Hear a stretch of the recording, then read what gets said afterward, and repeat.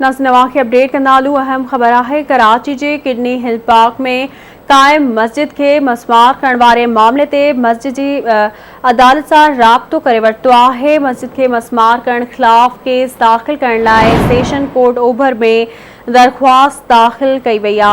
खे अपडेट कंदालू। अहम ख़बर है अदालत केस दाखिल करण वाली दरख्वास्त SPE समेत बेन के नोटिस जारी करे छॾिया आहिनि। पुलिस का सुभाणे ताईं जवाब पिण तलब कया विया आहिनि।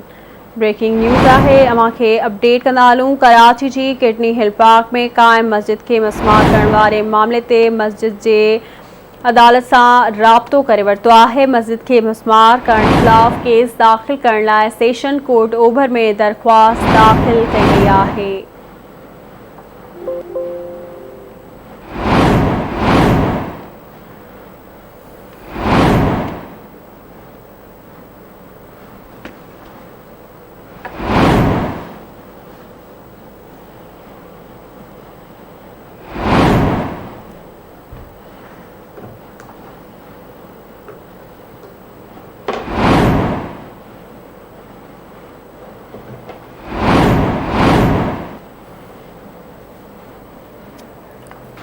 तफसील मालूम कनासी कराची में महताब शरखान जी। महताब अपडेट जी बिल्कुल सजा के बुधाए चलूँ तो कुंडी हिल पार्क में कायम मस्जिद मिसमार करण वाले मामले से मस्जिद के मुंतज़िर अदालत से राब्तो करे वरतो है।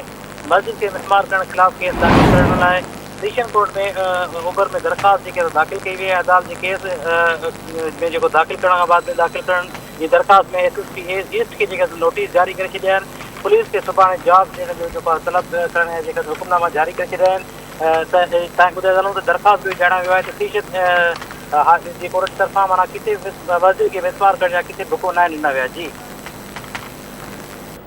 मेहरबानी अवां जी अपडेट करण लाइ।